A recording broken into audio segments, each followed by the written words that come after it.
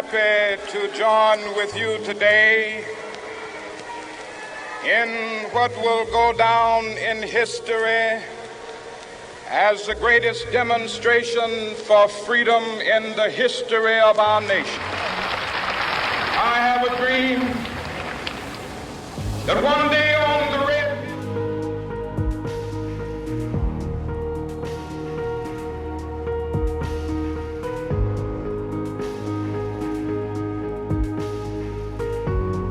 Martin Luther King Jr., a man whose voice echoed far beyond the steps of the Lincoln Memorial.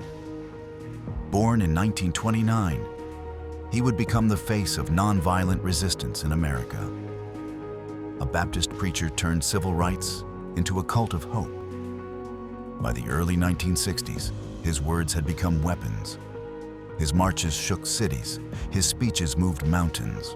In 1963, he delivered his famous "I Have a Dream" speech. In 1964, he won the Nobel Peace Prize, and by 1968, he had turned his gaze toward economic injustice and the Vietnam War. But on April 4th, 1968, at the Lorraine Motel in Memphis, Tennessee, a moment that shook an entire humanity happened. A moment of pain and regret. A single bullet silenced him forever. The world mourned, and the movement lost its greatest orator. But let's imagine the bullet have missed him. What if Martin Luther King Jr. lived?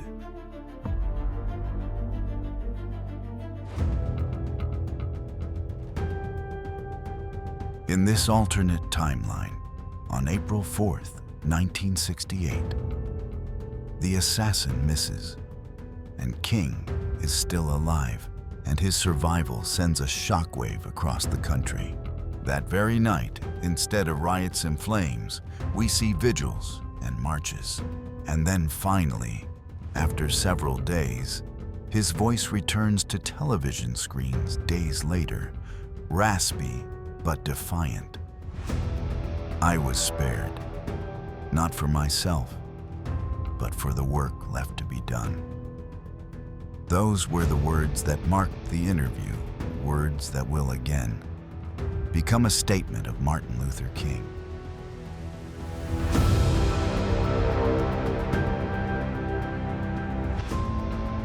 No longer just the civil rights leader, he becomes a global moral leader. He leads the Poor People's Campaign with renewed force, demanding economic justice for all races. He speaks out even louder against the Vietnam War, frustrating both Democrats and Republicans. The FBI still surveils him. The media still misrepresents him, but he cannot be ignored.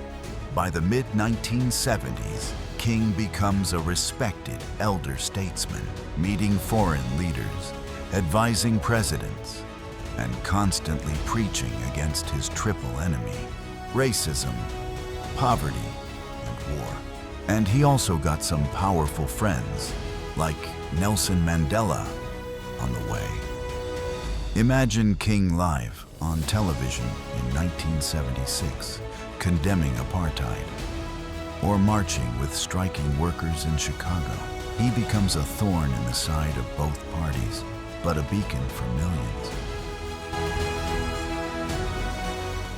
As the 1980s roll in, Dr. King is older now. His hair is gray, his pace slower, but his voice still thunderous. He watches the rise of Reaganomics with concern. He champions universal health care and equal education. And quietly, he begins mentoring the next generation. He meets young black leaders, Jesse Jackson, John Lewis, even an ambitious law student from Harvard. In 1992, at a small civil rights symposium in Chicago, Martin Luther King Jr. meets Barack Obama. Obama is 31, sharp, thoughtful, eloquent, and King sees something in him. The old preacher leans in and tells the young man, "Your words carry weight, but don't forget, it's the walk that changes history." That moment would stay with Obama forever.